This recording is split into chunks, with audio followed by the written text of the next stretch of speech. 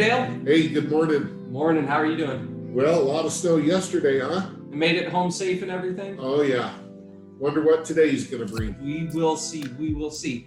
But at least we can start with our market update and see what we have in the market. Start off straight with the interest rates. Yes. Yeah. It's not the direction we want. But I still have an optimistic outlook. It has to go down at some point.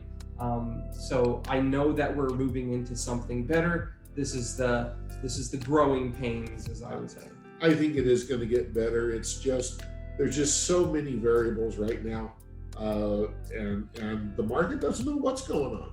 Yeah. And so when you don't know what's going on, you always hedge bets for the worst. Yeah.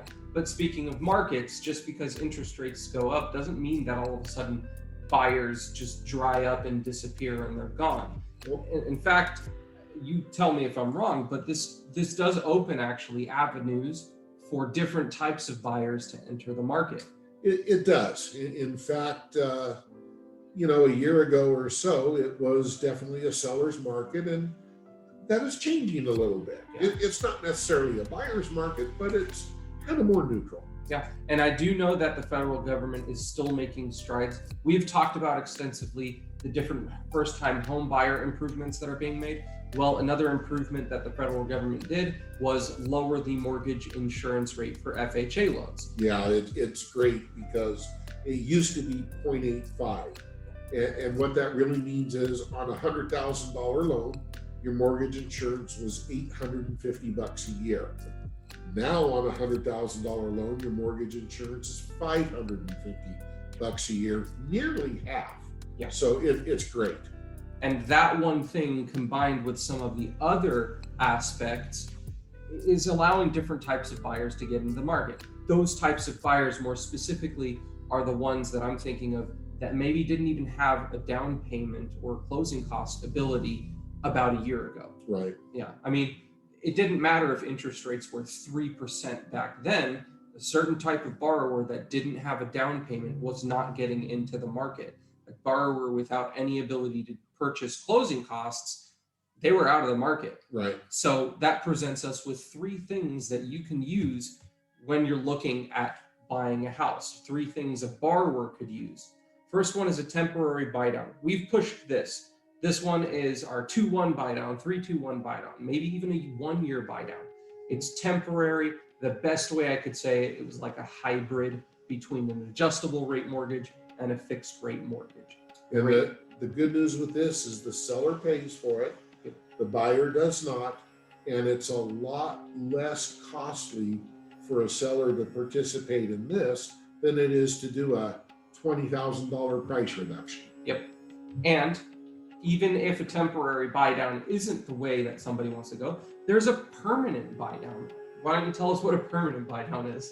Well, in essence, it's the seller contributing to paying points to buy the interest rate down. And that is starting to happen as well a little bit. And it's a great tool to have. Yeah. And a lot of people don't know this, but we do it here at Homestead, no problem, a mortgage insurance buy down. Which is the same as the permanent buy down. Instead of taking the seller contributions to buy down the interest rate, it's to pay off the mortgage insurance, all which leads to a lower payment for the borrower. Yeah, so these are just three of strategies that we could employ here at Homestead, but these three strategies are specifically opening a door for first-time home buyers or buyers that couldn't previously enter the market. And that's such a weird concept to think about. When interest rates were 3%, you would imagine everyone and their mom could get a loan. But the people who didn't have the money towards closing costs and things of that nature, well, they were still out of the market. Maybe a challenge. Yeah, now there's some negotiation power, and that's what we focus on with these. So this is what our buy down calculator would look like. If anyone wants to figure out the buy down costs by themselves, go ahead and throw it in this. All you need to do is shoot us an email. We can take the rest. We'll put your business card, make it nice and fancy for you. And then anytime, any place you need to figure out this information, you can go ahead and break it down. You'll also see that we have buy down type in here. We don't just have a 2-1 buy down. We have a 1-year buy down. We also have a 3-2-1 buy down. So there are various options for various scenarios you can look into. You tell us what you want, we'll do it. Exactly. And speaking of different strategies, we are doing our Homestead Credit Seminar on Tuesday, March 7th, 2023. As always, 5 o'clock p.m. here at Homestead Mortgage, online and in person. Yep. And then our first-time home buyer seminar, which will be Tuesday, March 21st, 5 o'clock here at the office in Jackson. Yeah, online and in person. Call, email, Facebook if you want to RSVP. Send to anyone you can. We would love to help them out and talk about these various strategies. Other than that, I think we're wrapped up for the day. Have a snowless day. We'll see. We'll see. And if there's snow out there, just be safe and drive safe, stay warm. Have a great day, everybody. All right, bye.